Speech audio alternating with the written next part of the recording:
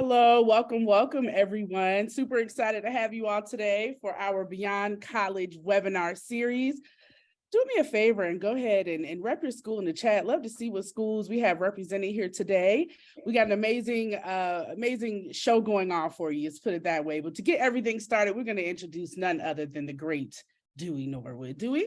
Ashley Adams, you are the best in the business. Thank you so much for all that you do. Yeah, breast and shoulders, breast and shoulders. We definitely need that.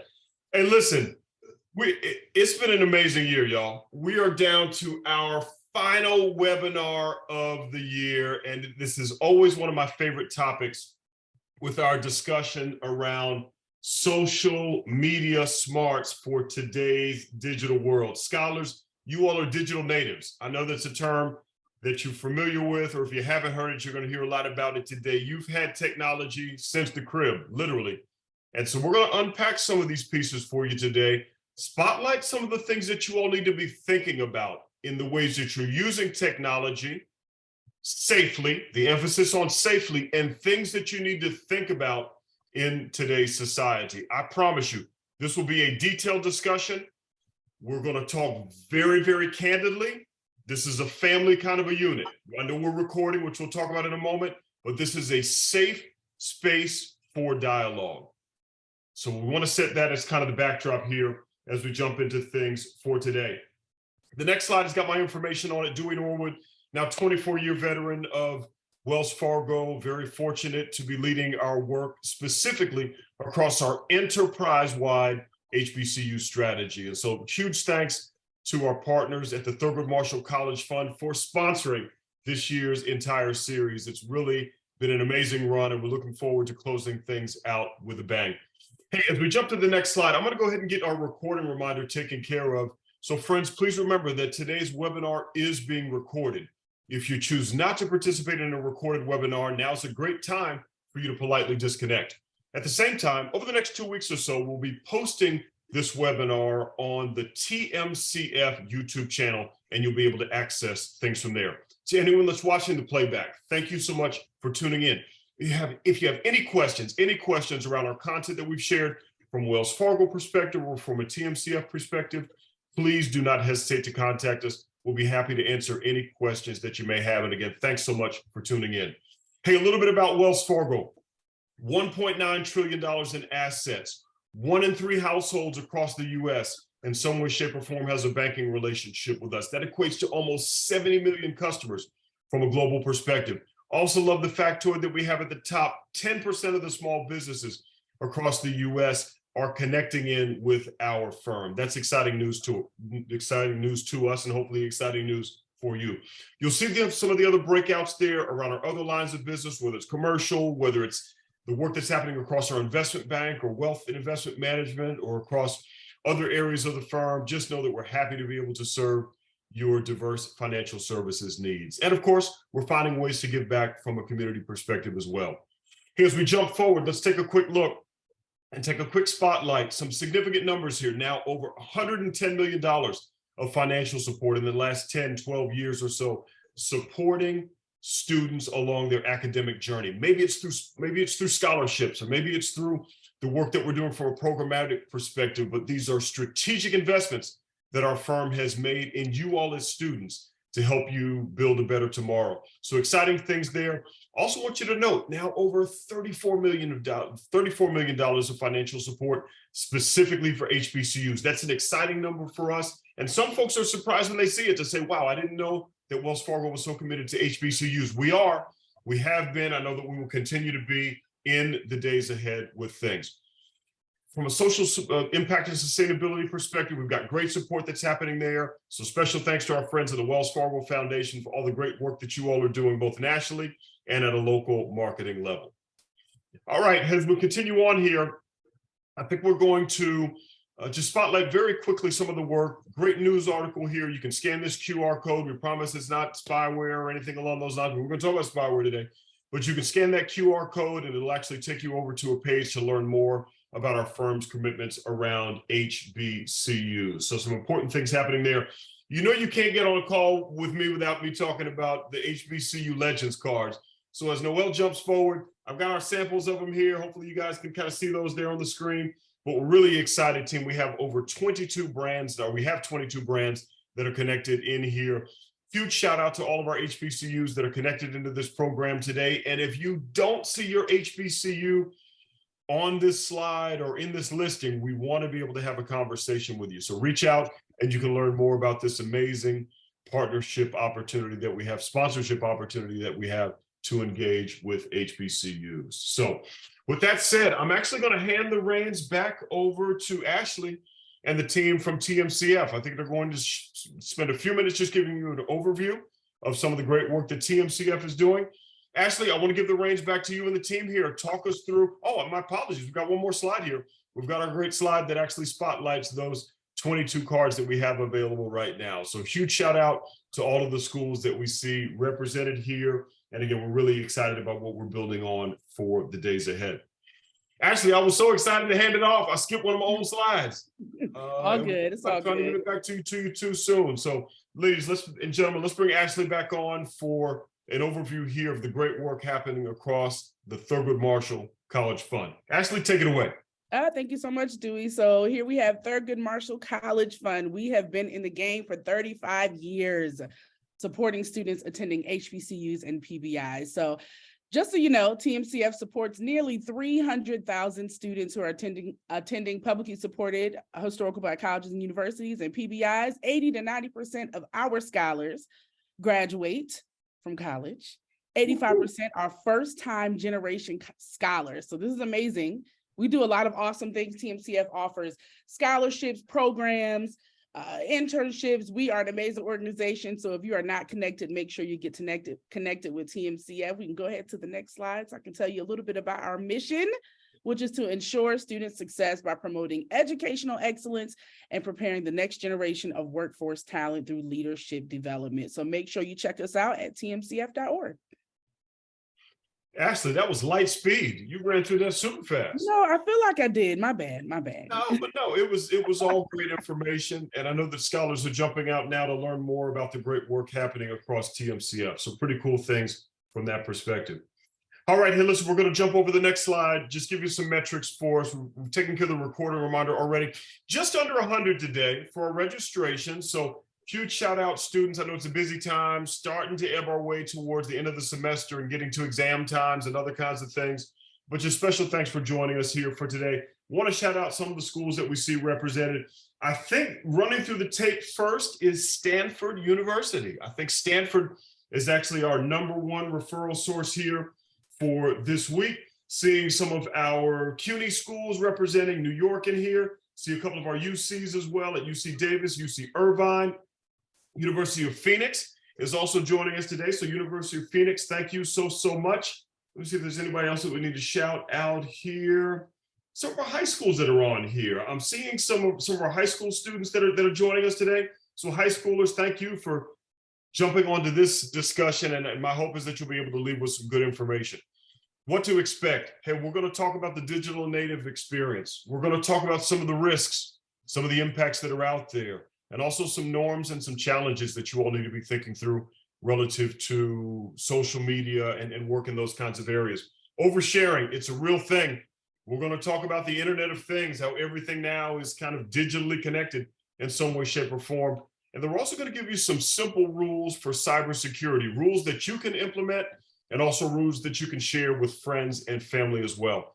When we get to the end, we'll give you some reminders about how to access the playback, certainly how to share this information. We're excited to report the series is coming back again in 2023. We'll bring a brand new lineup with some great new presenters and maybe some of the same folks that we've had in prior years. As a reminder, scholars, we touched on this one earlier. Please know that you can submit questions to us confidentially. Remember, if you drop them into the chat, we're certainly going to see your name and information there, but we will not, I repeat, we will not be reading out your name for any of the questions that are submitted. If you need to submit a question to us confidentially, simply reply back to the email that you received for today. We can receive those items. Same rules will apply. We will not be reading your name, but if it's a question that's top of mind for you, it's probably top of mind for someone else as well. All right, we've taken care of the main things. Enough of Norwood talking. I know that was what Gary is saying. Gary Sims, my man G, I know he's saying, let Norwood, I wish you hurry up so I can get to the center stage. But I want to bring up our next slide here. We've got three distinguished presenters and Dr. Calvin Nobles, great leader from our friends over there at Illinois Tech, focusing on the work from the computing side in that space. And you'll see on the next slide, our buddy Sam Adams. Sam is a great partner of ours, connecting into the work that we are doing from a Wells Fargo perspective. So Sam, so glad to be on with you today, and thanks for joining us for this discussion. And ladies and gentlemen, last but not least, we got to bring on the man, the myth, the legend, Gary Sims, joining us today with his nonprofit hat on. So we're certainly going to ask him more about the great work that's happening across a little bit of hope. And what I will tell you all is you are in for a treat with this group. Buckle your seatbelt now. We're going there. I'm just telling you in advance, and it's a safe space to have a real dialogue. So Sam, Dr. Nobles, Gary, we're excited to have you all on. Sam, I think I'm going to hand the reins to you to start things off with things. And I know we've got a great conversation. So ladies and gentlemen, we'll give it to Sam Adams at this time. Sam, take it away.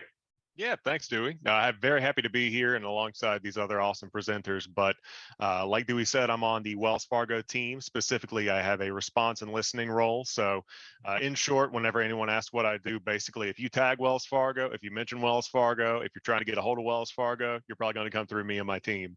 But I keep track of every bit of conversation that's going on online. I keep partners informed. And if there are any, big takeaways to share with partners to improve the way we service customers, I share it along the way. And I also talk about how we respond to that. If we have comments, I build response plans around that and figure out, again, if we can respond, how do we respond? And that's kind of my role.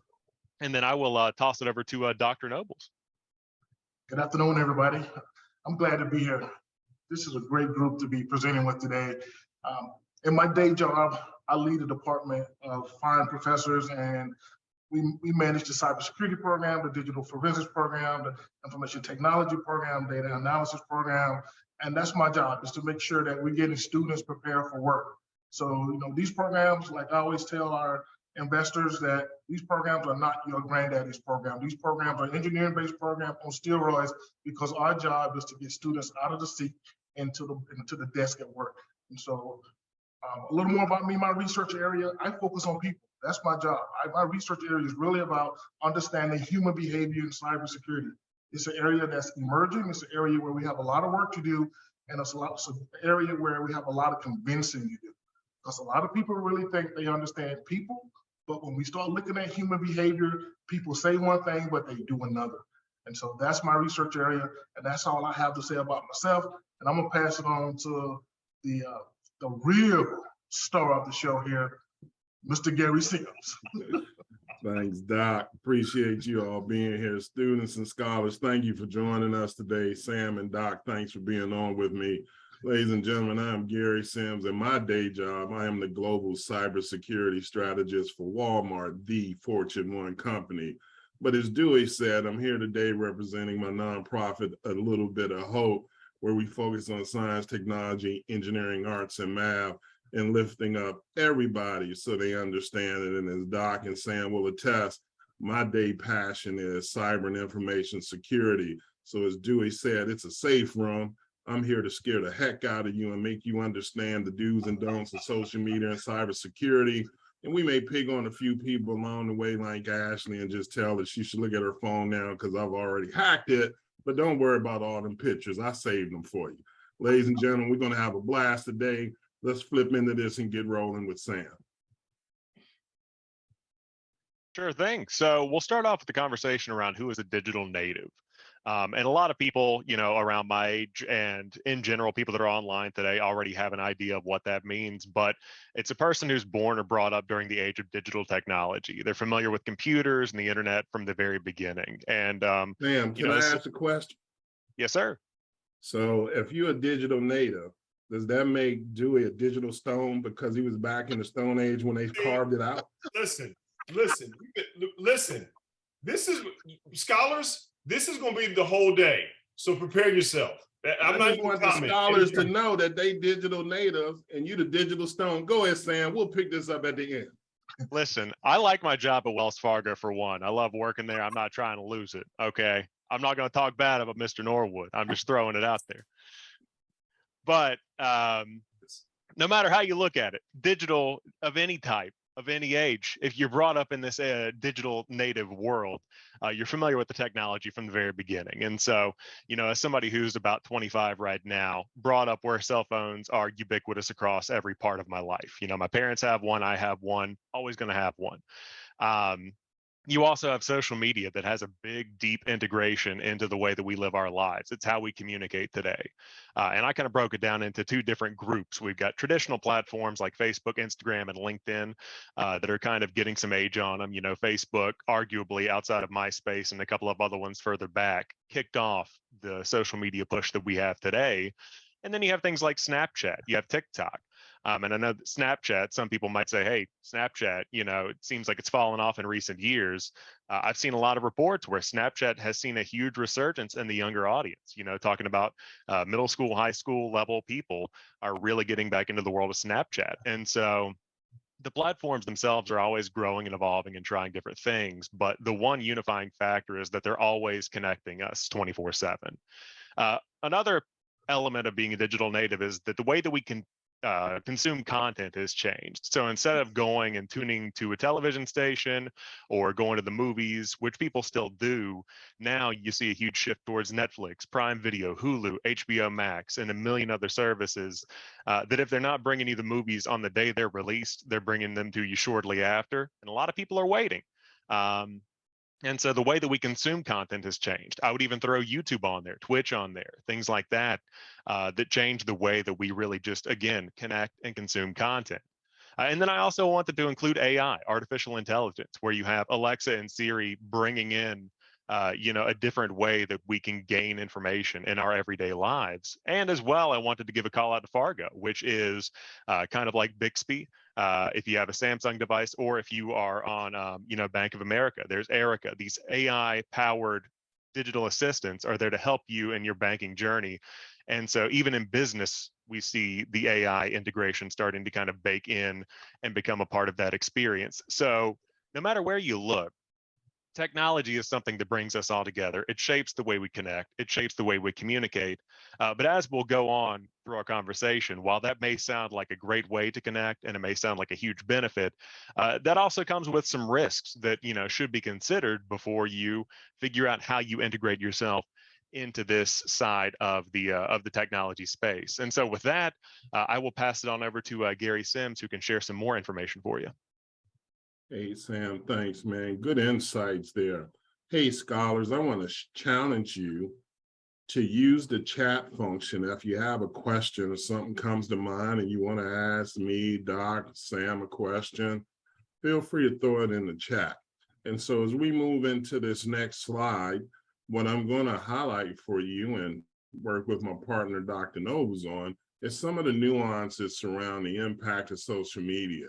So, I'm gonna jump in and start with the oversharing, Calvin, because, too many people get on social media and they tell everything.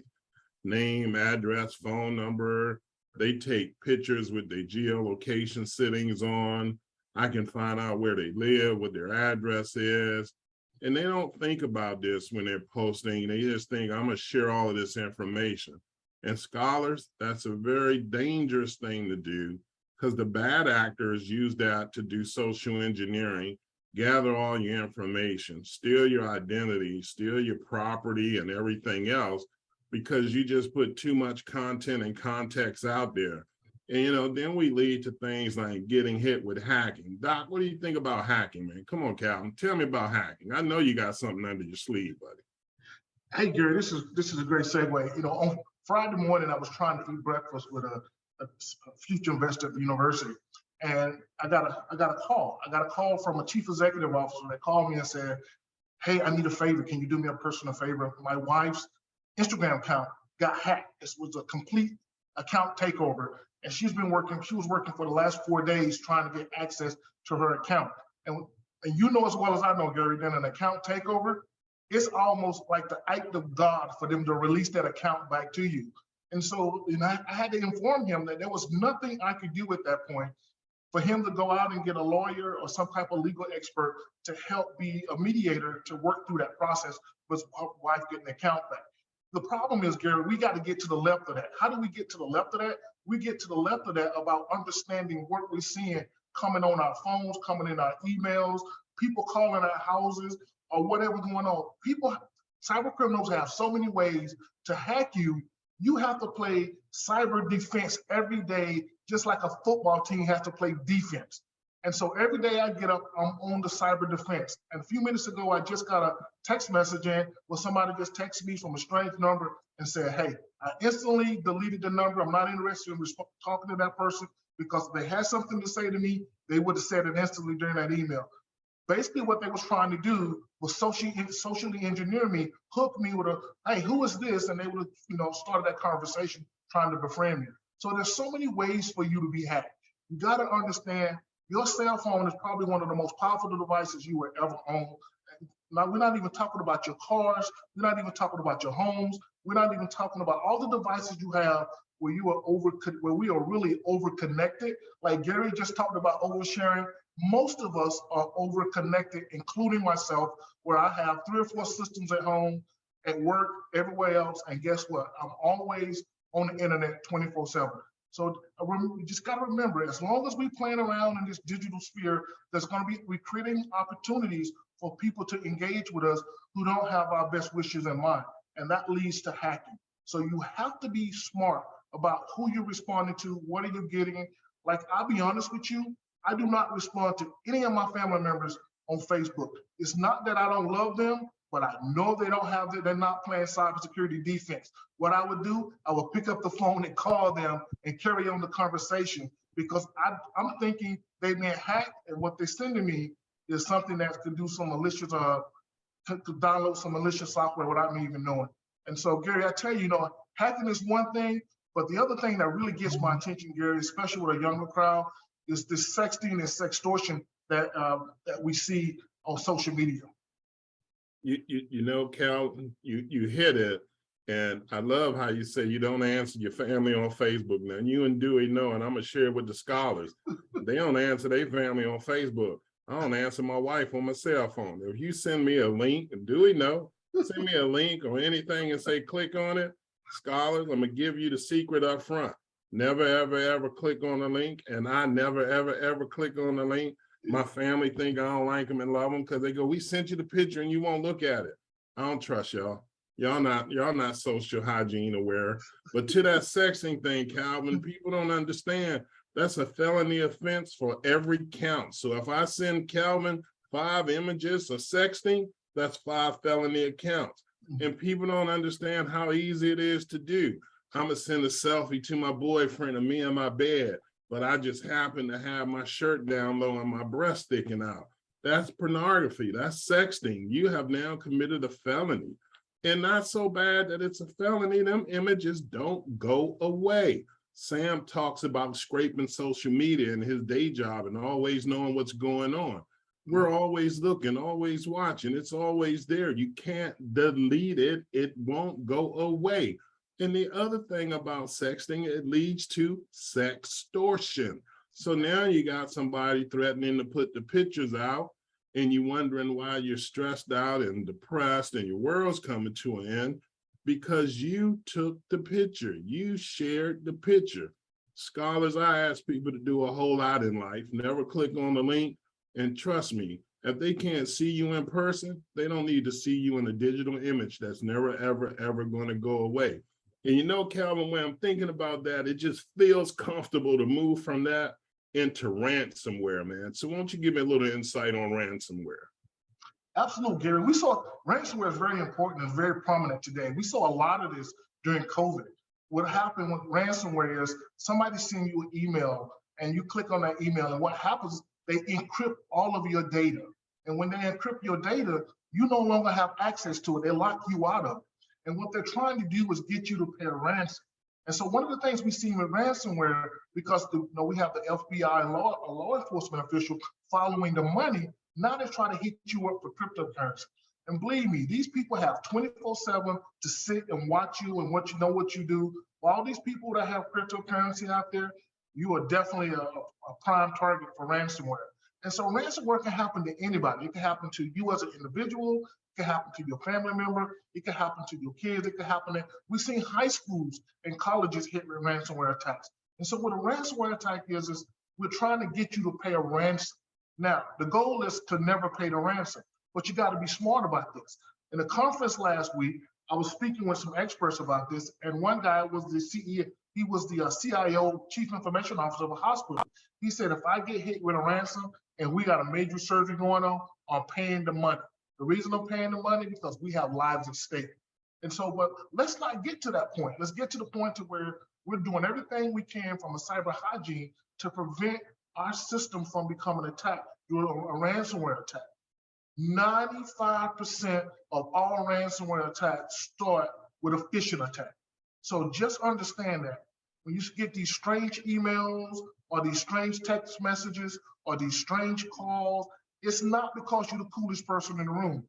It's because somebody's trying to hook you. And like Gary said, we're trying to scare you because we're trying to get you to think.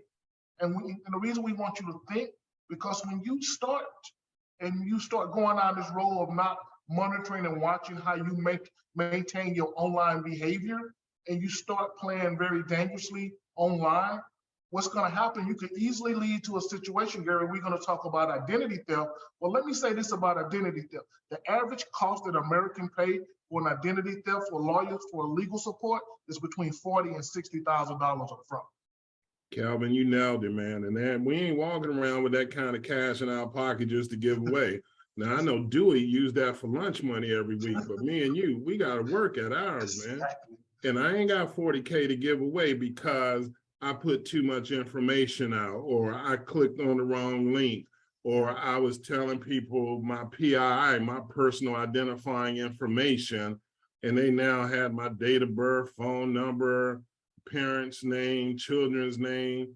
They can steal not only my identity, but everything I own from all of my accounts. Like you said, the ATO, the account takeover, they can take everything from me just because I wasn't paying attention and thinking about that identity as a whole and how fragile it is based on everything I share online or overshare or click on a link. And, Calvin, I'm gonna segue into virus and spyware because clicking on that link allows the bad actor to deliver that payload of malware, which is now going to take over my system, give me virus, leads to ransomware, locks me out of my system. And, at the end of the day, I'm trying to figure out, what was I doing? Were I portraying a professional presence on social media?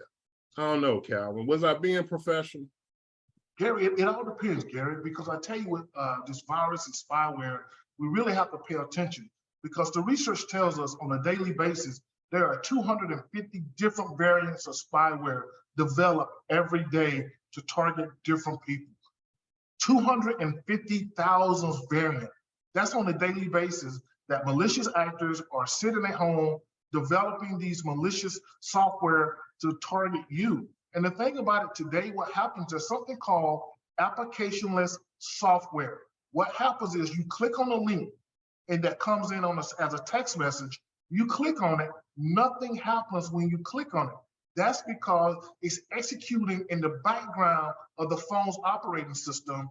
And what it's doing is downloading a malicious software called, I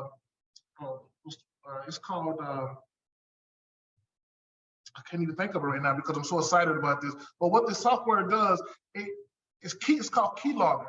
A keylogger is a malicious capability where it copies everything you type on your phone or on your keyboard, every stroke you make. So when you put your password in, you do everything, it copies it, and they're able to see it. So that's what happens when now you get this, what we call modern day virus and spyware. Back in the day, you just get so much spyware, it would just slow down your system, be all over your screen. But they got smart and they said, how do I download this so that they don't notice? And then I can put the keylogger in there and they'll give me all of their passwords, Gary.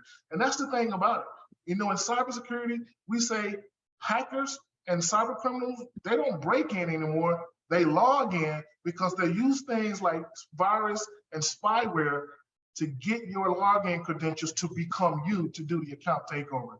And I tell you what, Gary, that's also one of the things that, one of the biggest things that we're seeing in the cybersecurity sphere today, especially with young people, is cyberbullying. Oh man, you nailed it, Calvin. And the thing is, we don't even sometimes realize we're cyberbullying. And we get online, excuse me, and we say all of these horrific things that we think are fun and jokes and silliness, but we're actually attacking people unknowingly.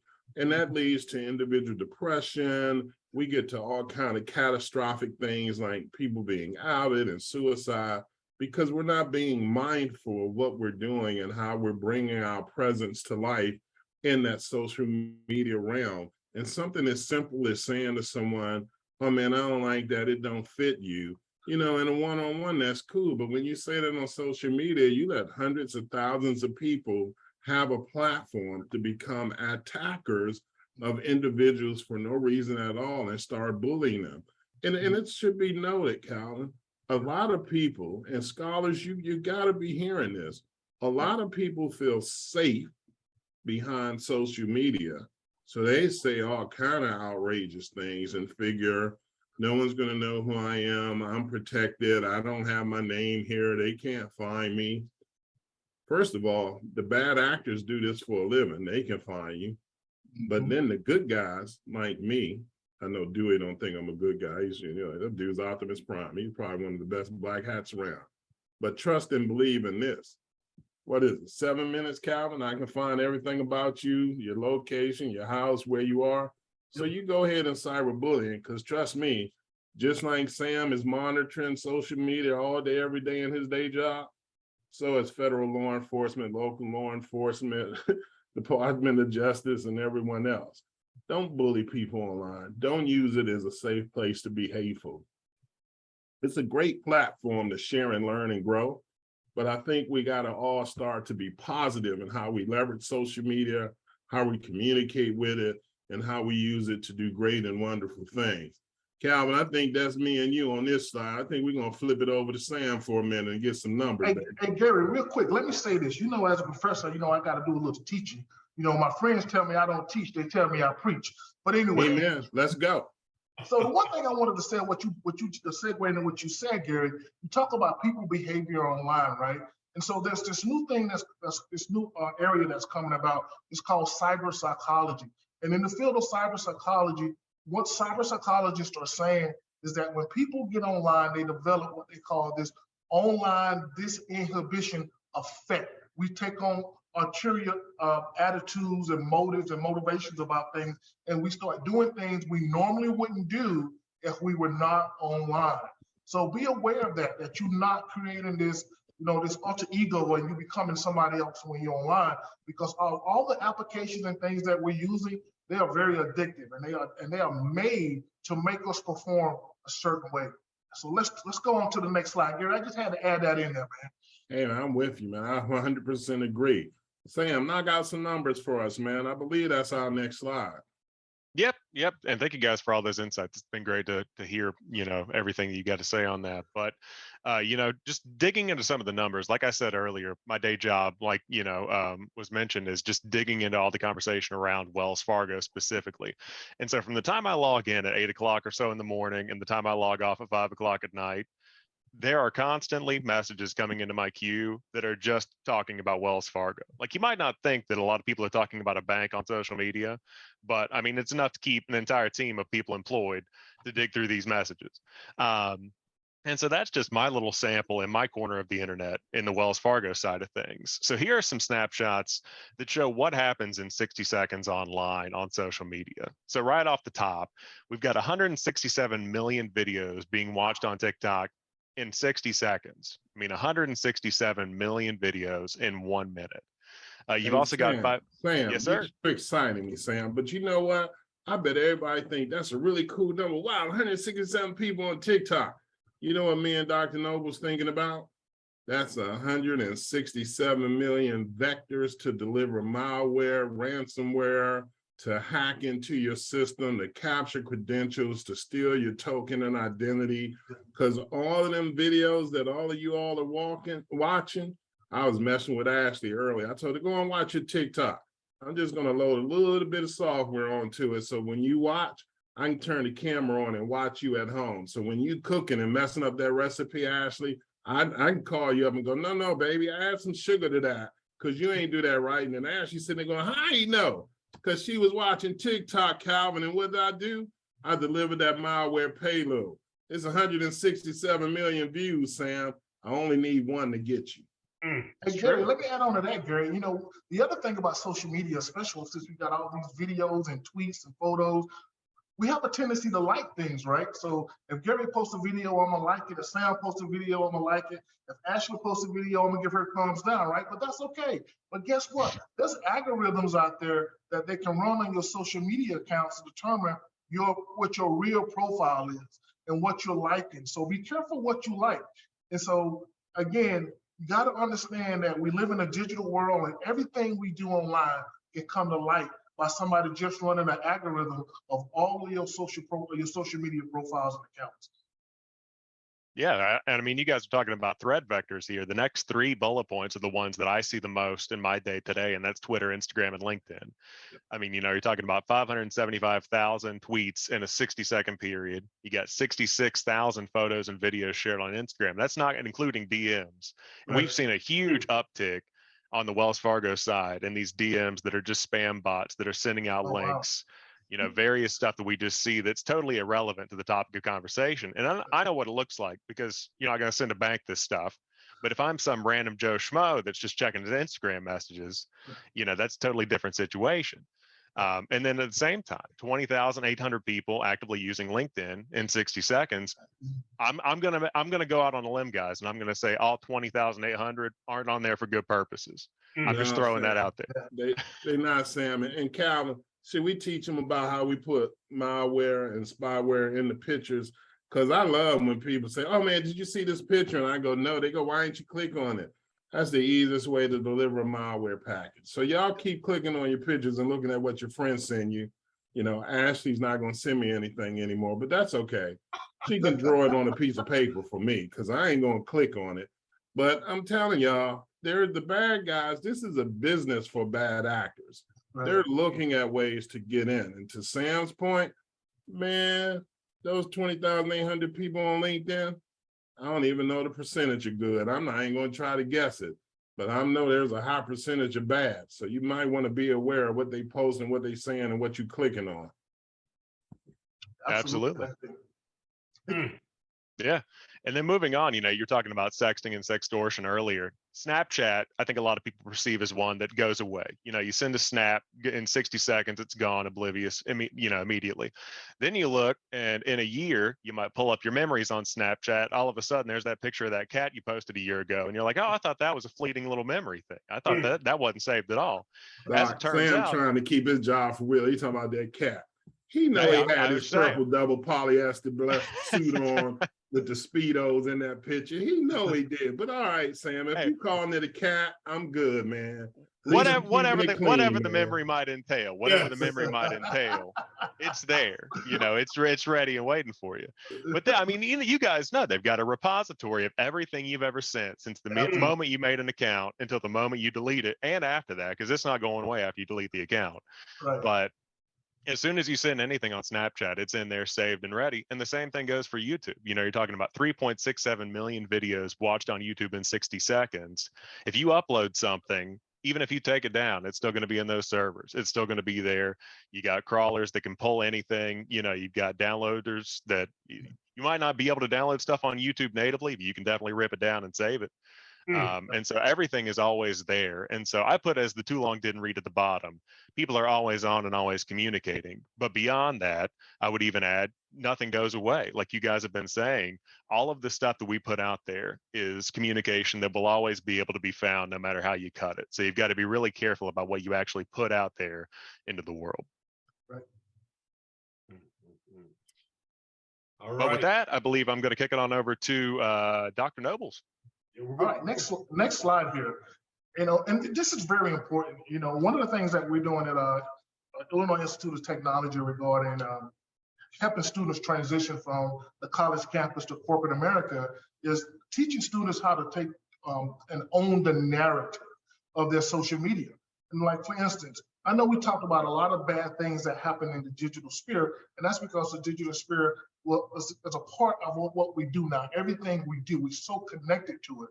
But one of the things I want to talk about here is own the narrative of your social media.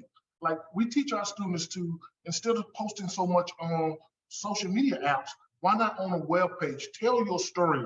Your resume don't tell your complete story. Don't let your social media apps tell your story in a negative light. Tell your story in a positive light with a web page. That web page can list things about you, community services, that you're a spiritual person, you believe in supporting church, you believe in helping the homeless, and everything about you, because your resume only shows one side of that. Tell the other side of that story. Don't leave it untold. But I will tell you, and telling that story, make sure you tell the truth, because nowadays, I'm gonna tell you guys a quick story, and some of you might be aware of this. There was a gentleman who was the superintendent of the down in Little Rock, Arkansas. He was the superintendent of schools. He did his dissertation years ago. And there was a part of his dissertation where they said he plagiarized somebody else's work. He copied somebody else's work and then cited for it. It looked like an honest mistake, but the people, didn't really care. The school didn't really care. They rescinded his degree. And so he was not able to keep the job because the job required a doctorate degree. So he lost his job behind this. And so to me, I really feel like it was an honest mistake, but always cover your bases and tell the truth. Don't put things in your resume and on LinkedIn or anywhere else where people can go, that's not true.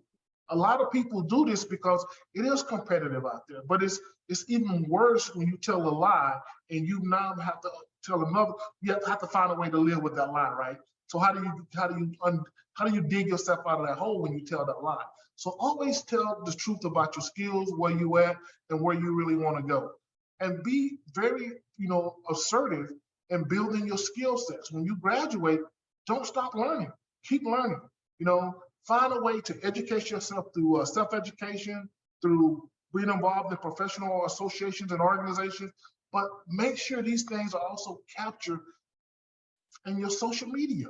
You just don't want your social media to show you out in public doing things that you should not be doing, which I highly advise you all not to do, but make your social media reflect you in a positive light. You could check out my Twitter page. I'm not very active on Twitter. I do like some things every now and then on Twitter, but I have a LinkedIn page. I'm very active on LinkedIn. And if you notice, I engage in some arguments every now and then, but healthy arguments, because again, as a professor, my job is to teach, and I teach. And my friends call me saying I'm preaching, but I don't believe that. But again, make sure you capture it right, because when you come into an interview and something is on your resume, people are going to call you out on it. If it might be on your social media, they might call you out on it there. That is the worst place to be trying to explain something adverse. So make sure you do it right. Look at what you've done collectively, work with your professors, work with your parents, work with your other network, and make sure you capture everything you can in your resume and build that web page. You can build that web page for pennies on the dollar these days. Tell the narrative of who you really are. Just don't let social media be the only place where you tell your story. Reverend Nobles, amen, brother. Thank you for coming to the pulpit. There you go. I'm just saying that was an awesome, moving sermon, but I just want to reemphasize part of your sermon about tell the truth. Yeah. Just tell the truth, because you heard Sam talk about his day job. He looking all the time. He's scraping and crawling social media. When you tell something that's a falsehood, when you kind of insinuate things that aren't true in your resume and your social media profile, and you take credit for other people's stuff, these are the things that disqualify you. They show a lack of integrity and a lack of honesty. And in our world and our realm and where we work, that's the fit we're looking for. People who are beyond reproach, people who are strong and ethical, people who are truthful and honest and transparent. You don't need to take credit for other people. Build your own credit. Go instill in your career the things you need to be successful and keep moving from there. Reverend Nobles, that was a great sermon, man. I greatly appreciate it, brother. Hallelujah. Amen. Moving on to the next slide. I should have never said that. You know, if you say it, Dr. Nobles, Gary's going to clue in on it in some way, shape, or form. Social engineering, dude. It's social engineering. I'm just paying attention, man. Hilarious.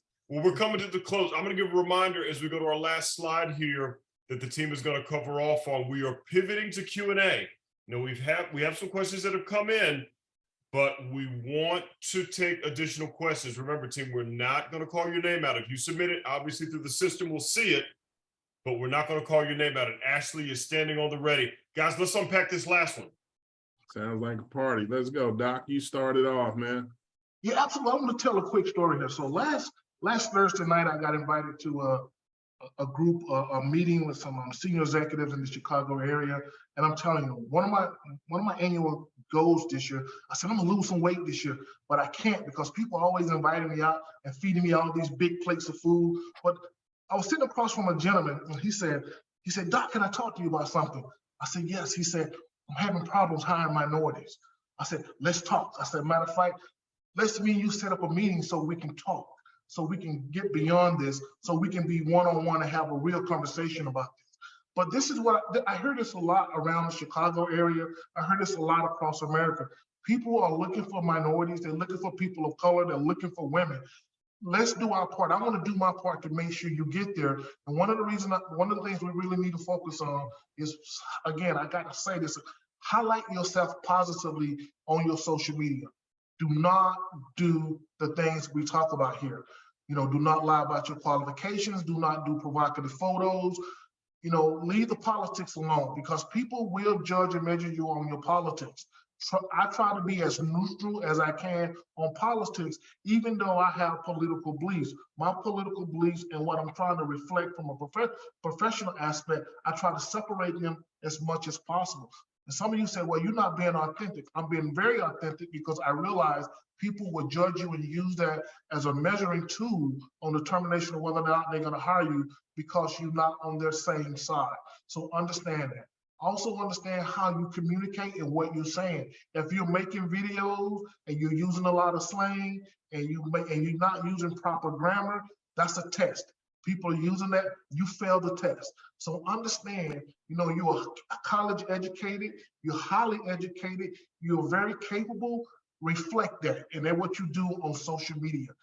Also understand, you know, if you criminal behavior, do not come close to criminal behavior, stay away from it, because it's something that you're gonna have to explain, especially for those of you that wanna work in the government and work in the classified world. I've been there, I spent 26 years working in there. The one thing you do not wanna do is have to be on the other side of the table with federal agents sitting in front of you, having to explain something that you did not disclose in your security background check. And so the other thing I wanna talk about is be professional. Always be professional when you're on social media.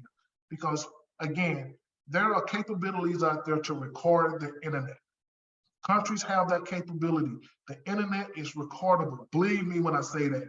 And also pick a screen name that reflects who you are. I always use my government name, Calvin Nobles. I don't use my frat name or any of that because that's not the place and time where I want to bring that into the light. And then the other thing is be honest, be truthful, and be brave. You know, Doc, you summed it up. I ain't sure I can put much on it. I'll flip it to Sam in a second here, but what I'm going to tell you all, you're on your journey and you're scholars and you're part of a phenomenal organization, being scholars with the Thurgood Marshall College Fund. Be respectful of that brand, be respectful of yourself, conduct yourself in a manner that's going to lift you up, highlight and illuminate the phenomenal people that you are. Leave the stuff to the true bad actors. Let me and Dr. Nobles play with them. That's our playground. We like chasing them down and cleaning them up and throwing a little holy water on them after the sermon. But that shouldn't be you all, scholars. Do what you got to do and be strong about who you are. Sam, I'm going to toss it to you, man. Yeah, I got about three things to add to that. Just hearing you guys talk about your perception of everything. And like we've been talking, I see everything day in, day out, Wells Fargo related. And I spend a lot of time on social media myself. And so the first thing about, getting into arguments online, kind of like what Calvin was saying, there's a difference between getting into an argument and using foul language and really just berating someone online and having a conversation. We live in a very politically tumultuous time right now. And it's easy to have conversations with people online that might not share the same beliefs as you. But there have been times where somebody will tag Wells Fargo on social media and say, hey, your employees out here, being verbally abusive to somebody on Facebook. And then I get screenshots of it. I send it to HR, and then it ends up being a whole thing. So just because we don't see it directly doesn't mean somebody else can't weaponize that conversation you're having, and you're not being your best self online, and it'll come back to actually impact you in the real world. And so again, just keep it formal online, and just make sure you're having genuine conversations rather than arguments that are really offensive. And in the same thing, going back to just being, the best version of yourself. There are sexual posts that I see every day. I got one that came through my queue today of somebody that said, I have these screenshots of somebody that says they're a Wells Fargo employee, and they sent, a horrendously, sexually inappropriate text. I had to read it. Then I had to send it to HR and be like, hey, this looks like one of our guys. And so then that opens up a whole can of worms. So even if you don't share something and it gets leaked or it's used as a sextortion thing, it can still get out there, and it can still be a big part of, something that could impact your career. So again, all those things just go back to keeping the best version of you on social media for whenever an employer looks at your resume and they say, all right, let's check out this guy's username. They go over to your LinkedIn, your Twitter, your Facebook, your Instagram, whatever platforms pop up in the future, and it just shows the best version of you that there is.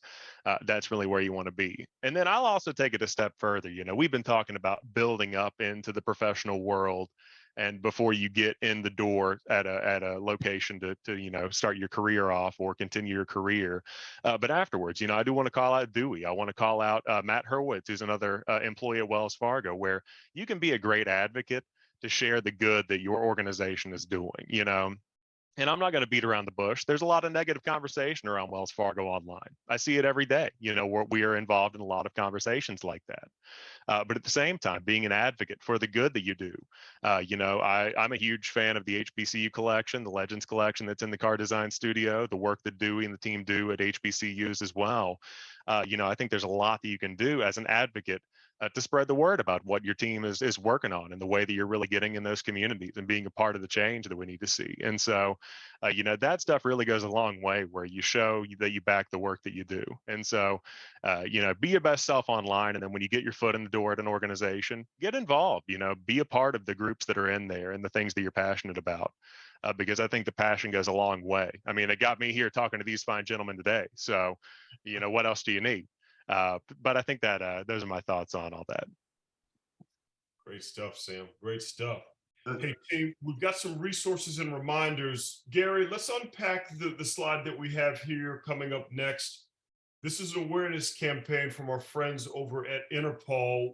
Hashtag for this one is "You May Be Next." Do you want to unpack some of these pieces for us, Chief?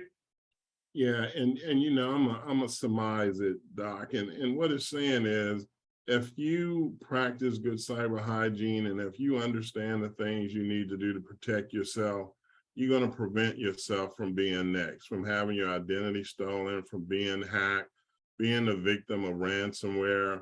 I highly suggest you all snapshot that QR code on the right there. It'll take you to that website and give you some good awareness campaign stuff, just some good social media hygiene, some cyber hygiene, good things to help you protect yourself and prevent you from being the next victim of a bad actor. Good actors like me and Calvin and Sam, we're looking out on social media of how to help not only our companies, but you as individuals, consumers, and constituents, and make sure you have a safe, secure environment and ecosystem to collaborate, build synergies, and share information. But do the good hygiene things to protect yourself, from managing things like your passwords and stuff and other things. And, as we flip into this next slide and I get ready to roll out, you're going to hear me talk about never clicking on a link. So for this slide, social hygiene, don't be next. And as we get into the next slide, I'll give you a little more. All right, hey, Sam and Doc, I'm gonna ask y'all to join me, but I'm gonna start on the first one. Ladies and gentlemen, I gave this to you at the very beginning. Never click on a link, know before you click. I do this religiously. I call Reverend Nobles over the house. We have a seance and a prayer session, and we pray on not clicking on links. So I'm begging you all. I ain't even asking, I'm begging. Don't click on the link. I know you're gonna go, but my friend sent it to me. You don't know where your friend got it from. You don't know what malware is on that picture they're shopping around. You don't know what that link is spoofed to be. You think it's a link to 1-800-GetAFreeGift.com, and really it's a link to 1-800-LetMeStealYourID.com. Please don't click on the link. Calvin, Sam, take one, Absolutely. man. Absolutely, good. I'll tell you this, passwords happen to be one of my favorite because I tell everybody, my password, 16 characters or more. And people say, well, how do you remember that? Because I use passphrases, something that I know near and dear. I do a little magic here, a little magic there, and I got my 16-digit password. The other thing is, I don't always try to commit my password to memory. I use a password manager. They out there, they're very cheap, and they can save you a lot of headaches. And the one thing I love about using the passwords manager, it tells you if you're overusing a password, because most of us use the same passwords for multiple accounts. So let's get out of the habit of doing that. And the other thing other recommendation I'm gonna give you here is I recommend all of you set multi-factor or two-factor authentication on all of your accounts, whether it's social media, whether it's email, whether it's banking, credit card, whatever you do, do it. And then grab your mom and dad's phone and do the same thing for them. Help your parents be safe. My mom is 72 years old. She's only been on the internet about 3 or 4 years.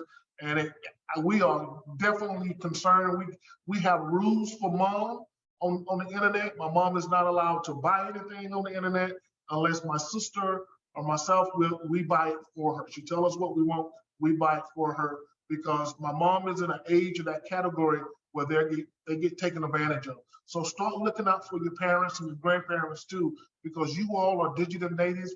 You understand this way better than they do. So become a cybersecurity champion and help your family members stay safe as well. Yeah, absolutely. And I can jump into the next two if you guys want, but are you posting any personal identifying information? The stuff like was mentioned earlier, geo shares and geo where, you can get your location immediately, stuff like that. And just in general, sharing your email addresses online. I mean, I've seen people share them on threads. Your email address has popped up in a comment on a Wells Fargo post. We have millions and millions of followers on LinkedIn that are just waiting to see the information right there. And so that could be a route into the organization or personal, personal account as well. And so on top of that, don't overshare. Too much personal information can lead to a cyber compromise, no matter what it is. If you feel like you might be going a little step too far, you probably are. And so those are pretty much the two things that I'll say on those two pieces. They quite important, Sam, and I'll take the next one, and you'll be amazed at how many people do this. Never leave your device unattended or unlocked. I'm telling you, scholars, you think I'm gonna just run over here. I'm in the cafeteria. I'm gonna just go grab this Coke right over there. It's just 10 feet away. I only need 3 keystrokes to lock your laptop and you'll never be able to get in it. And if you stay gone for longer than that, I don't need much more to capture all your data and have it downloaded to one of my dark web accounts where you never get it back. You'd be amazed at how many times I travel and go places and somebody will leave their device unlocked, whether it's a cell phone, a laptop, whatever it is, and they've just gone off. You got to protect yourself. You got to protect your data, and you got to make sure your data is secure, let alone backed up regularly. You should always back up. When you back up stuff, it's always there for you. When you don't back up, you have a total meltdown when your system crashes, when your phone crashes, when Dewey steals it because he's a bad actor. I'm just saying, I'm not implying he's a bad actor. Here we go. Hold on, bring me on the screen. Still the FBI still investigating, but hey, man, we'll get through that. Oh, listen. But Doc, what about monitoring your accounts for suspiciousness, Doc? Dewey, this is in your space, man. Come on, man. Tell me. I know. I'm leaving it alone. This is a great one. You know, I recommend you do this definitely for your credit cards and all your financial accounts. Make sure you set this up where you get that activity that comes to you in the form of a text message or an email, but also do it for all your other accounts too. Because, you know, sometimes I get an email saying, hey, somebody in LA just tried to access your Google account. And, you know, you get that activity. I love having that activity because it informs me that somebody's trying to access my account. But I'm very comfortable because I do have multi-factor authentication set up on it. And the other thing I would do too, to keep traffic down on my main account, I have what I call a dummy account. This is where when I go in the store and they ask me for an email address, I give them my dummy account. It's an account where I never check the email. I don't care about what people send to it, but I'm not giving them my primary email address because we get too much traffic and we get inundated with so much information, it becomes really difficult to start managing your data. And so the one way you do it is, one, sometimes I ask stores, I'm not going to give you my email address. I'm not going to give you my mailing address. You don't need it. I just pay for the merchandise. Why do you need this? And then I'm like, it's not like you can stop me from walking out of the store at this point. Stores have a tendency to over collect information on you. Stop giving them all that information. Once you make the purchase, you're good. Your credit card's on file. You got the receipt in hand, you're good. Stop giving them all your information because all this information what they're trying to do is build a profile you for data analytics, but that profile can get in the wrong hand of a malicious actor and they can use it to wreak havoc on you in a very adverse way. Hey, Doc, before we give it over to Dewey, I got to add something to that. It's social media, but it's really just the facts of life. Once you finish, stop talking. If you didn't won the deal, be quiet. If you didn't got them to say yes, shut up. If you online and you already conveyed your message, stop typing. You got to stop oversharing in all walks of life. I sit and Calvin, Doc, them know this. I sit in so many meetings where people are negotiating and they get the yes and they keep talking and talking and talking and they end up at no. Or they done something online and everybody says, oh, you're so great. And then they keep typing and telling everybody else and everybody go, oh God, I got to get away from them. Once you win, stop. Dewey, over to you, man. Ladies and gentlemen, I'll tell you what, we told you to have your seatbelts fastened and we are pivoting now into the Q&A with things. And Gary, I'm going to get us going with a couple here, just rapid fire, and then we're bringing Ashley up and she's going to walk us through the remainders.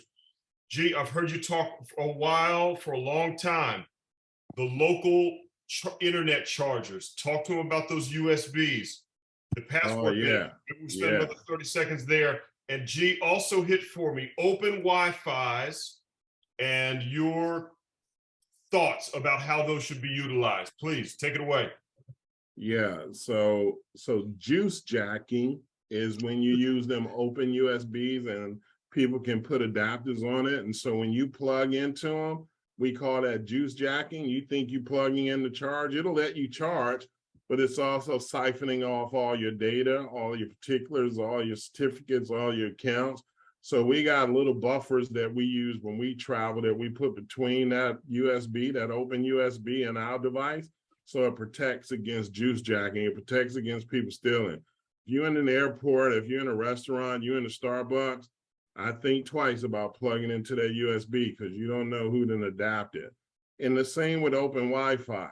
If you're going to use open Wi-Fi, make sure you got a VPN, your virtual private network, because open Wi-Fi is just that, open. So when me and Calvin walking around with our sniffers, and sniffer ain't no bigger than your cell phone, I got it in my backpack. I'm just walking in there. I'm capturing all of that AIN information on all of them devices and who you texting, when you calling, what you doing. I got it all because you're on an open Wi-Fi and you didn't use a VPN to protect yourself. So you got to do that. If you're in an open Wi-Fi, VPN. If you got to get on open Wi-Fi without a VPN, don't do any financial transaction, anything with personal information. I'd be hesitant to check my email, but sometimes you just got to get on to do something on the web. Do that, get off, go home. Ladies and gentlemen, this is our distinguished panel. We're pivoting to Q&A. Ashley, please, I know your box is filling up. Go for it, friend. Awesome, awesome. Thank you so much for that, gentlemen. First question, what do you do if you actually become a victim of identity theft or malware, or someone does get your information from your sites? I'll take that one. So the first thing to do is I'll let the company know. Let if it's your bank account, let the bank know. If it's Facebook, let Facebook know. There's also, you could inform your local law enforcement to let them know as well. Because what you want to do, you want to have some type of record that you can refer back to in case your identity gets stolen and people start opening credit cards and other type of things in your name. Now, for what you want to do locally, you want to make sure you go in and you maintain control of the account. So the first thing you want to do is go in and you want to change the password. You want to make sure you have multi-factor authentication set, because you want to make sure that you maintain access to the account at all times. And then the second thing you want to do, you want to make sure, if you're not sure about running an antivirus or something on your system, to make sure that there's not any malicious software, take your computer out to a cybersecurity expert to have them to do some forensics on it to make sure there's not a keylogger or some other malicious software in the background. And the other thing you can do, you can go to, I think it's identity theft .gov or something like that, very close to it. If it's not that, if that's not it, and report it as well. And what they do, they try to keep account to all of the problems that consumers are having. And so when it comes to like being hacked, because they're very concerned with your personal information, and they're also very concerned with you losing your account. Awesome. Thank you so much for that. Now, are there ways to participate in, because you shared a lot of social media accounts that can be dangerous. Are there ways to participate within some of those platforms, such as TikTok, and still protect yourselves? There's always ways to protect yourself, as Sam kind of alluded to. Don't overshare, don't share personal information, certainly don't share personal health information. Be mindful of who you're engaged. One of the things we didn't hit on, and Dewey know this to be true with me, you can request to connect with me on LinkedIn and Twitter and all that. But if I don't have a purpose to connect with you, I don't know who you are, and I can't relate to why you want to connect, I'm not accepting your request, because I'm giving you access to my feeds and my information. And, when some blast come across and I'm clicking on it, because I didn't know who you were. So you can protect yourself. Just be mindful of your social hygiene. Protect your passwords, as Calvin was just talking about, change them regularly. Don't share your information. Don't share your password. Don't let other people on your accounts. And if people on your accounts, or as they say, sliding into your DM and you don't know them, eject them right out, because you don't need them. Just like you wouldn't date them in person if you didn't know, don't date them online. And I can also jump into with the social stuff, where each platform has a pretty robust set of privacy tools and settings that you can turn on that restricts who can see your stuff. Now, if people have the tools, they can get in there, no doubt about it. But like on TikTok, there's a pretty strong set of privacy settings where you can turn off profile views. You can turn off the ability to even comment on things that you post, things like that. On LinkedIn, you can change your privacy setting to private, where you have to request to connect. Same for Twitter, same for Instagram. I think you can turn on request to connect on Twitter. But either way, on Instagram, you can definitely have a strong set of privacy settings. Same on Facebook. So, if you're trying to stay safe online and you really want to be involved in the social world, dig into those privacy settings. Figure out what fits your needs. And if that means you're completely closed off, no DMs, no discoverability, all that stuff, then so be it, but by default, whenever you start a social media account, everything is as open as it gets, because they want as much data on you as they can get. So the best practice is to definitely go in there, poke around, and see if something, definitely hits your need for keeping it off or restricting access. Awesome. Thank you for that. All right. What personal information other than name and email address and address shouldn't be posted on our pages? Good one there, Ashley. Doc, I mean, there's a lot. Yeah, I mean, that's true. Go ahead, Sam. Well, I mean, I was just gonna say, your the basic stuff, your name, your address, your phone number. I even go so far as you can put your location. I think on my personal Twitter, I have Charlotte, North Carolina, but that's about as low as I get, and that's probably even too much right there.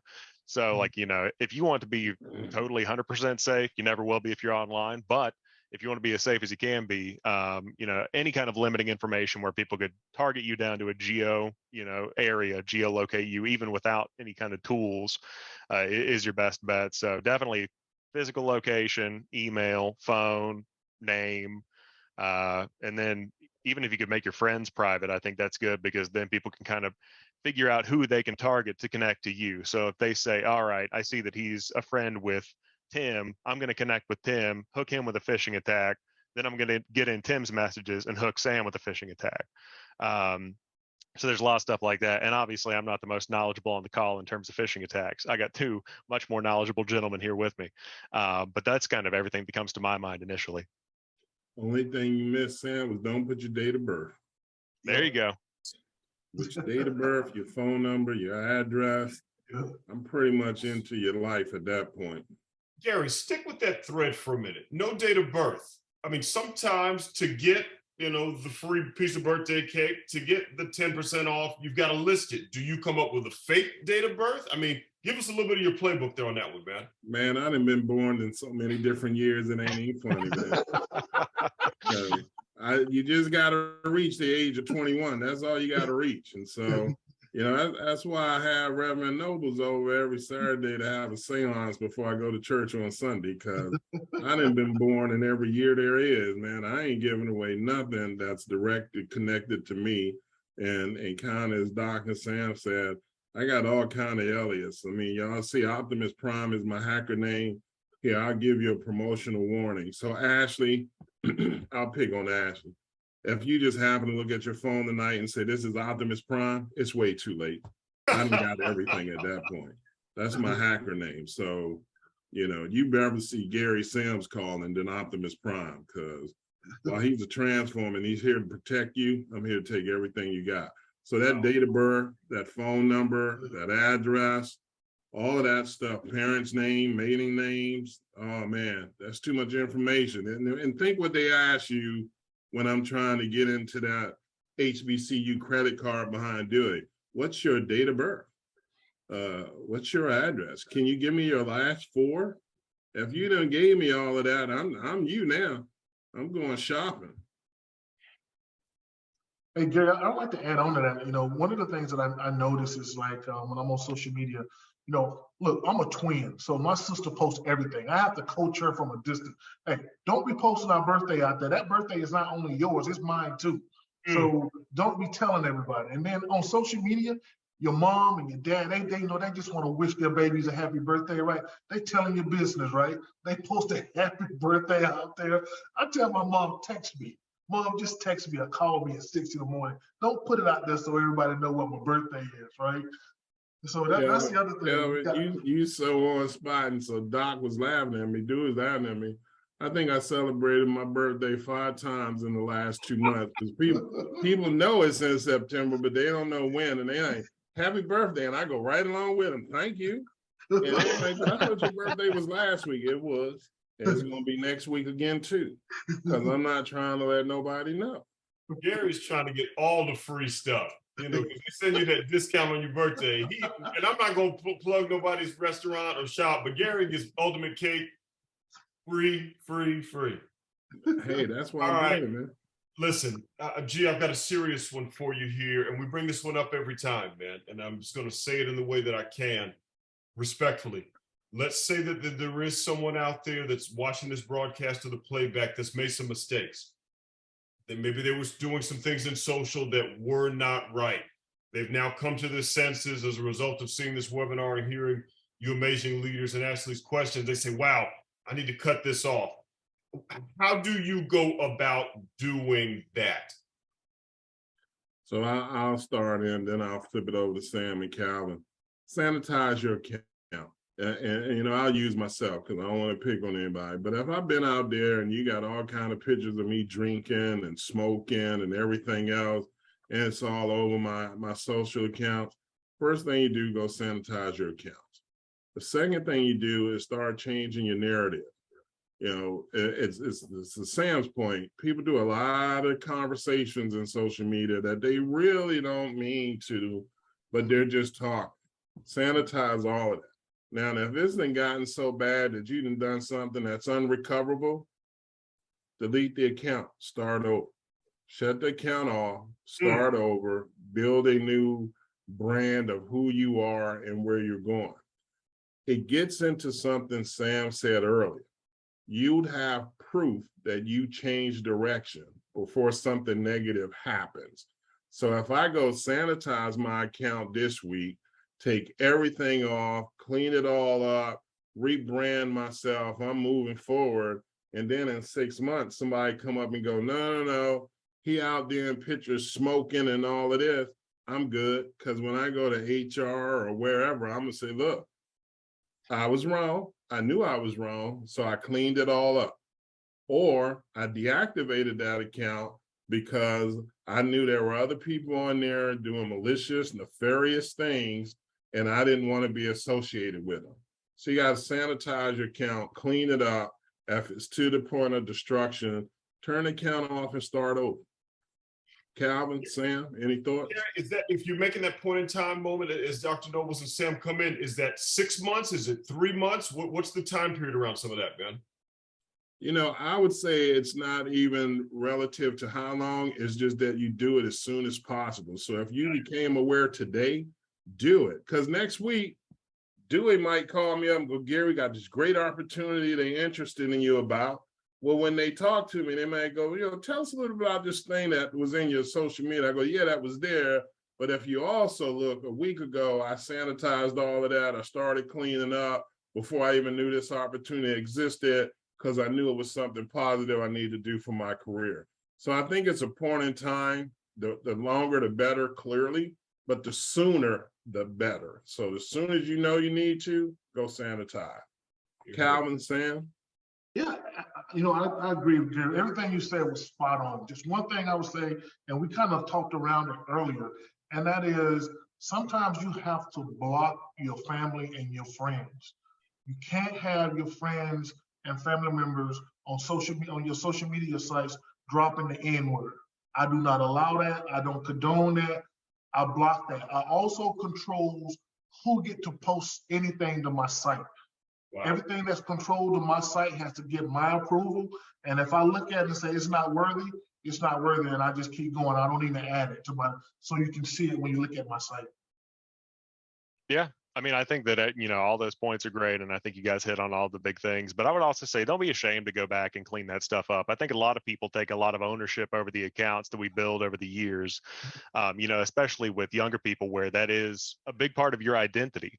But, you got to think about who you want to be in the professional space. I think I can speak for everybody when I say you look back at who you were in high school and you look at who you are now. These are two totally different people. You got some core fundamentals that keep everything glued together.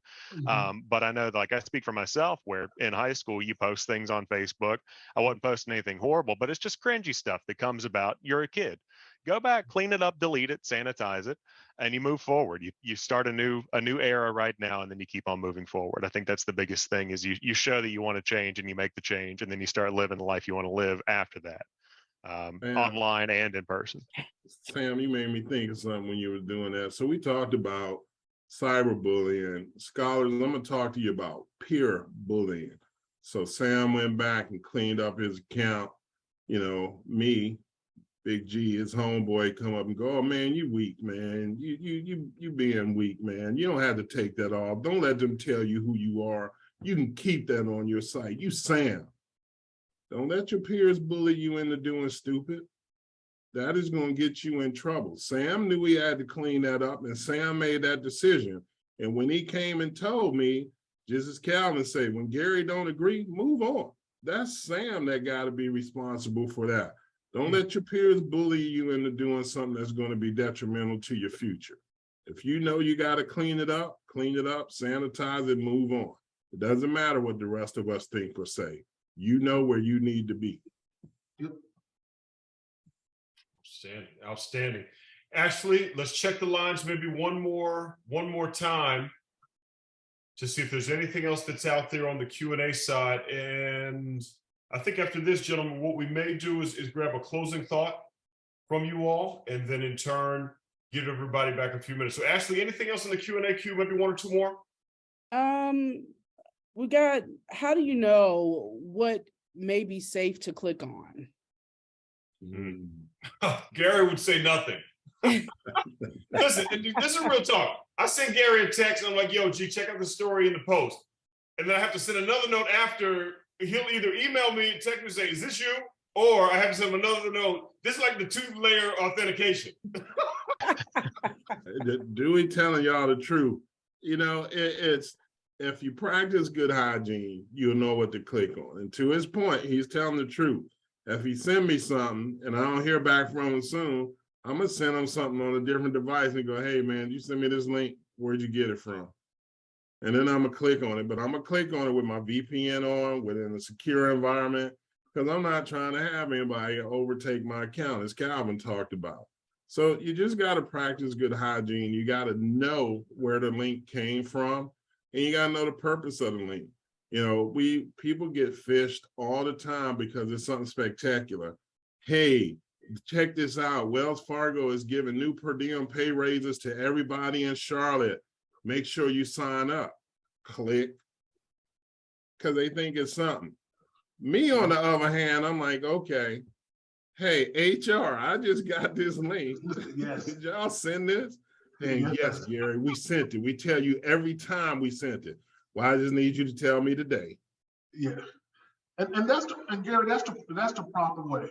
I mean, whether it's an email from your mom or work or a colleague or someone sending an email from your professional association, always call and confirm it before you click on it, especially if you're suspicious of it.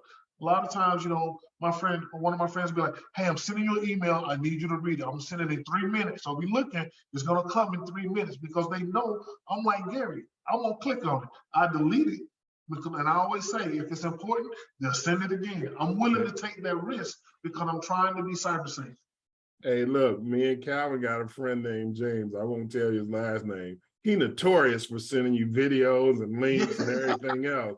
And then he get mad at you, my man. Bro, man, look, bro, man, I sent y'all this thing. Dude, we're in this profession and you know it. Why would you ever send us a link? Yeah. No. So there's a way to be safe, Ashley. You just got to look at it, know where it came from, practice your social media hygiene. And to Calvin said, validate who, where, what, and why. And if you don't need to click on it, don't click on it. And I'll also jump in too. Sorry, I didn't mean to cut you off there, Dewey. Yeah. But one thing I'd also add, just seeing in the trends that I see in the spam messages that we get in the Instagram queue at Wells Fargo, because there's a lot of spam on Instagram, a whole lot of spam on Instagram specifically, more so than other platforms. But watch out for link shorteners too. You know, if you see your goo.gl or your click.me or your bit.ly, you might think it's a reputable thing based on the description that's beside it, or it might be another paragraph where, hey, I found this cool video, click here, whatever it might be. And it could come from a friend that got hit with the same kind of scam. But link shorteners are notorious for, you know, hiding something that's malicious. And so while you should always ask somebody if you're not sure, also hovering over a link if you're on desktop can show you a preview in the bottom left-hand corner of what that link's going to actually be. And even that can't be trusted 24/7, but it at least gives you a better idea of what's coming in comparison to the shortener itself. Team. Awesome. Ashley, we got time for maybe one more, and then we'll get those closing thoughts and get everybody home to some Thursday night football here. I think we're good with the questions here, Dewey. Okay. Yeah. All right. Gary, there's something else that I've heard you and Dr. Nobles, and Sam probably has this same practice. Talk about the importance of backups and keeping your systems up to date from a technology perspective. Give us 90 seconds on that one, gentlemen. Well, I'll start it. You know, the worst thing that happened to you is all your data disappears. So we do a lot with the cloud now and back up stuff to the cloud, which is a phenomenal resource.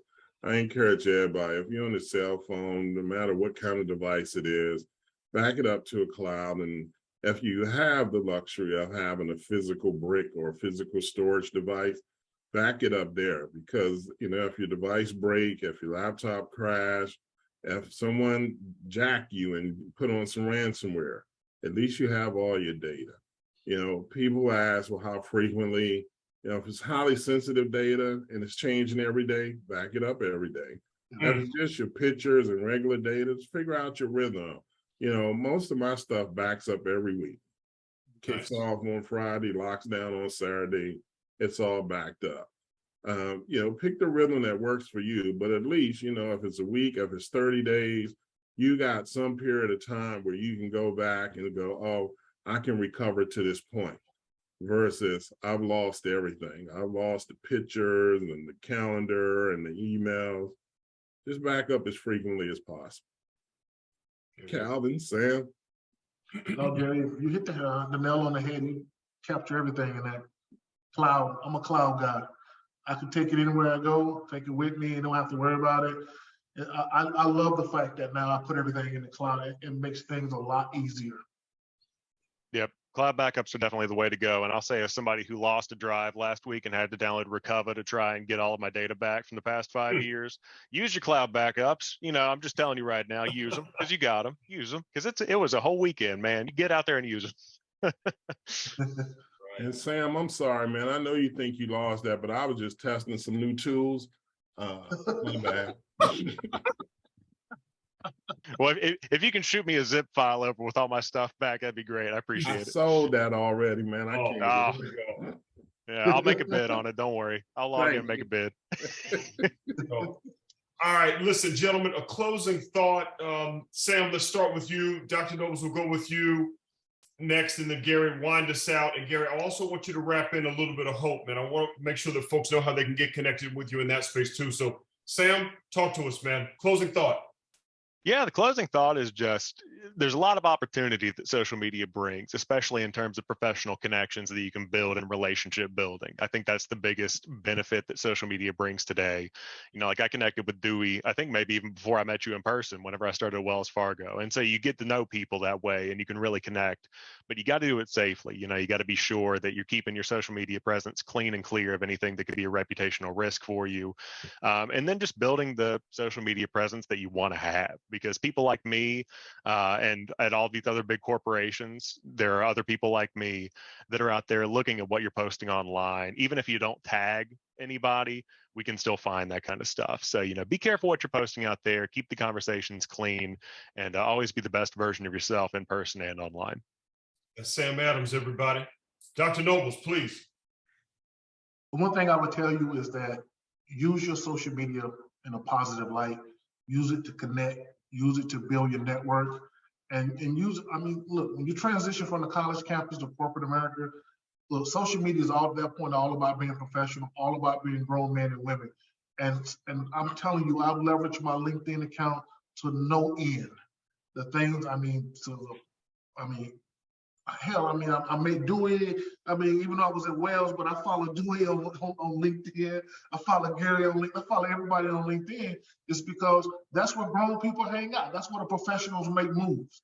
I'm telling you, if your LinkedIn account is not popping off at 5 o'clock in the morning, then you don't have the right connections. You got to get with the right people in your industry, stay connected, and be in the know. Know what's happening. Do not get to work and wait for your boss to tell you what happened. Be in the know, because a lot of times it's already happening on social media. Yeah. Dr. Nobles, everybody. G, bring us home, man. I got you, Doc. Ladies and gentlemen, it's been a pleasure speaking with you, scholars. Scholars, I want to reemphasize something about you and how special you are. You are stewards of the magnanimous Thurgood Marshall College Fund. Go forth in your due diligence and represent not only yourself well, but the Thurgood Marshall College Fund well in your social media actions. Use good social hygiene. Don't overshare. Manage your accounts. Be aware and existing that realm in a very positive manner. Cyber and information security is an industry that is highly underserved and will always need resources, because the bad actors have this as a business imperative, and they're out every day looking at ways to take over accounts, identity, steal resources, and just disrupt your existence and being. You are a phenomenal group of young intellectuals. You are the next realm of safety for the digital ecosystem. Do your part to keep it clean and sanitized, and do your part to protect yourself, your brand, and your presence on social media.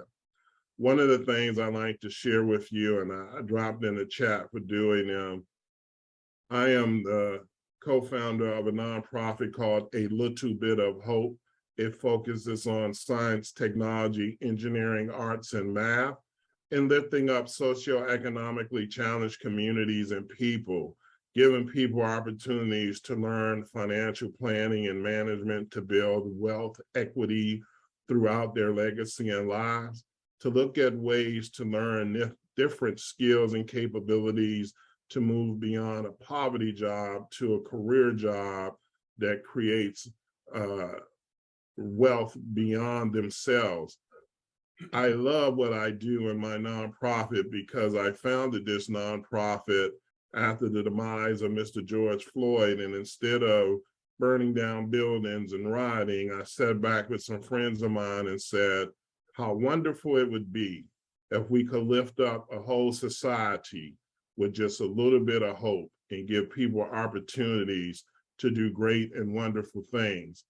I want to thank Dewey, because Dewey's been a champion and a sponsor and a partner of ours throughout the 3 years we've existed, always giving good guidance and feedback and direction, and making sure, just as I've asked you to be good stewards of your social media, he's asked me to be good steward of lifting up people of color, minorities, women in this social realm, to bring them to a phase in life where equity is shared, unity is fought together, and we all are united as one. Doc, it's been a pleasure to be a part of this. I'll close with one simple cybersecurity rule: never, ever, ever click on a link. Don't click that link. Ladies and gentlemen, this is Gary, this is Dr. Nobles, and this is Sam. Please feel free to reach out to them on LinkedIn. And again, I would encourage you to wrap some content around it, because if you just send Gary a random thing, I can assure you he is not going to accept it. And he's also going to look at how many connections there are between you and him. That's another differentiator that he shared in prior sessions. Gentlemen, thank you all so much. I'm sure that lots of folks will be in touch. We're going to use 4 minutes to get everybody out of here. Next slide here that we jump over to will spotlight just some brief reminders for you all. We've got a quick survey. Again, same rules will apply here. A QR code that we've tested. This is directly going to our Wells Fargo site to give us feedback. We're always interested in your thoughts and commentary. Scan that QR code. It'll take you over to the page, and you can give us feedback on the content that we've shared today. The next slide will give you the playback. We talked about it earlier. We're done for the year. Take the rest of the year off, G. Almost. But we've got everything locked in here that we did from January through May. And then the next slide will actually take you over to everything else that we've covered off on. Obviously, the links on the very bottom are ones that we're going to be adding. So those will just take you to the general playlist for everything. Do us a favor, share these links with others. Pass this information along to other classmates or fraternity, sorority members, or folks that are in the band with you that didn't get an opportunity to join during these sessions. And then one of the reasons we put these out there for playback is so you can pass them along to other folks. So make sure that you're jumping in there where you can. With that said, I think we're down to our last slide here for the year. And what I'll say is, again, we'll see you back in 2023 on behalf of our Bank of Doing and the TMCF team, and of course, our entire Beyond College team and our HBCU legends. Want to thank you all for being a part of this session and a part of the entire year. I want to again acknowledge Sam, acknowledge Gary, acknowledge Dr. Nobles, but I also want to celebrate Noel from TMCF. I want to celebrate Ashley. I want to celebrate Jeremy as well for their great work. Betsy is not on with us today, but we've had so many great partners that have helped us along this journey with things. Certainly want to acknowledge our great friend, Barbara Scotland, and Angel Heyman, who's also on with us as well. We've got Peter, we've got Dana, we've got candidly folks like from our marketing side and other kinds of areas that have helped out in so many ways to make this a great, great program. So I'm appreciative of the opportunity to be a part of these great sessions and really looking forward to building more in the days ahead. So Everyone continue to stay safe. Enjoy the rest of your academic semester. Let's finish that semester strong, get a little bit of break, the holiday time and Christmas time, and then let's come back firing on all cylinders when we get into 2023. With that said, everybody have a wonderful rest of your evening. We look forward to seeing you next time around. Take care, everybody.